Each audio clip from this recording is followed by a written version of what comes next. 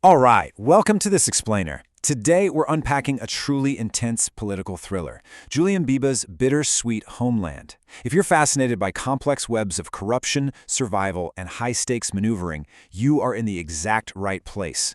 We're going to break down the mechanics of a deeply compromised state and look at how a few highly trained individuals actually managed to survive it. Just listen to this terrifying revelation from the climax of the story. Our orders were shoot to kill. Now, that isn't just an idle threat, right? It's a terrifying reality that establishes the absolute life-or-death stakes we're dealing with here. We're analyzing a state apparatus that doesn't just want to politically silence its opposition. It literally wants to eradicate them, entirely under the guise of official law enforcement operations. So, let's dive into this. How exactly does a routine security detail spiral into an all-out war with a corrupt state? By exploring that guiding question today, we can really understand the anatomy of a state-sponsored conspiracy and, those split-second decisions required to survive it. Section 1. A deadly political game. Now, to really understand the chaos that unfolds later in the story, we first have to establish the volatile political landscape that sets the whole thing in motion. Setting the scene in Tirana, Albania, the source material paints this landscape of shifting loyalties and deep, systemic political corruption. And the inciting incident? Well, it happens right in the halls of power. Mr. Spada, who is a highly charismatic but deeply controversial opposition politician, gets into a physical scuffle on the parliament floor. Just moments later, he's actually shot right inside the parliament building. It's a brazen assassination attempt orchestrated by state officials, and it sets a really dark tone for everything that follows.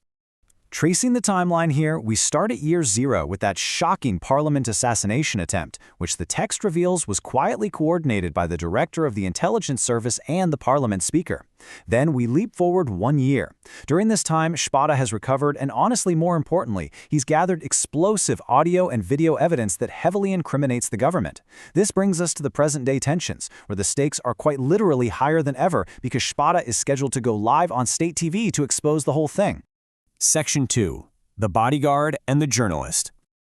All right, now let's introduce the key players whose lives are about to violently intersect with this massive political conspiracy. The core conflict of our explainer really pits two distinct forces against each other. On one side, we have Ben Scampa. He's a highly skilled ex-police special unit officer who is now working as the director of operations for Cobra Security. He's principled, he's incredibly tactical, and fiercely protective of his clients.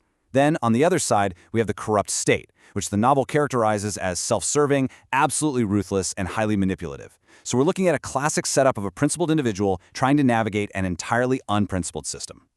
Notice the intersecting allegiances here. We see Ben protecting Mr. Spada, but then we introduce Giulia Oxa.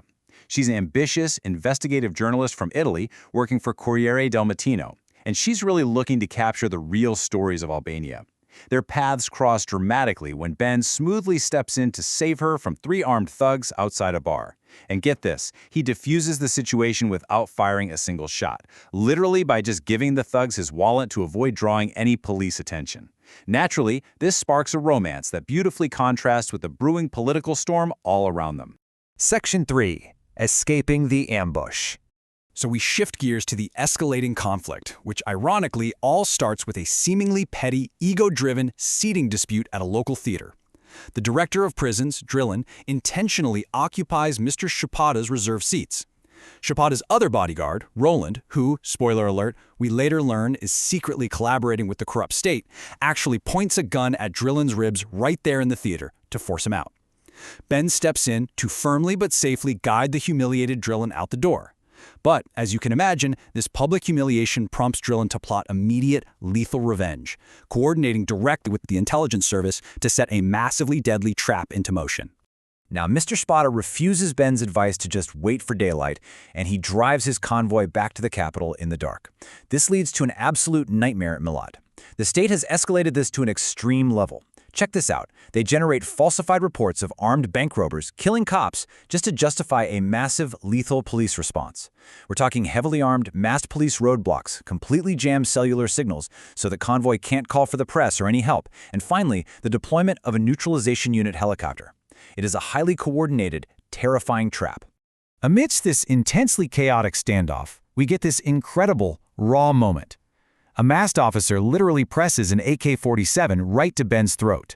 threatening to blow his brains out right there on the road.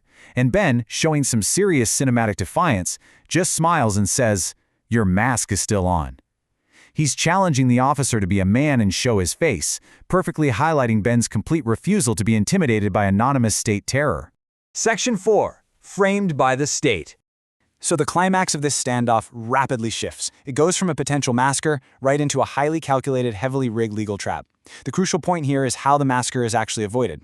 The helicopter lands and outsteps the neutralization unit, the squad that was literally given the orders to shoot to kill. But the unit leader is Adriatic, a former police colleague and good friend of Ben's. Adriatic recognizes Ben and immediately realizes the horrifying truth. The state fed his unit fake orders to execute political targets disguised as bank robbers. Because of this personal connection, the unit stands down and absolutely refuses to fire. With the immediate physical threat neutralized, and the press suddenly arriving on the scene to cover the standoff, the corrupt state has to immediately pivot to a terrifying backup plan. Step 1. They arrest the security detail, including Ben, on completely fabricated charges, claiming he lacked proper identification.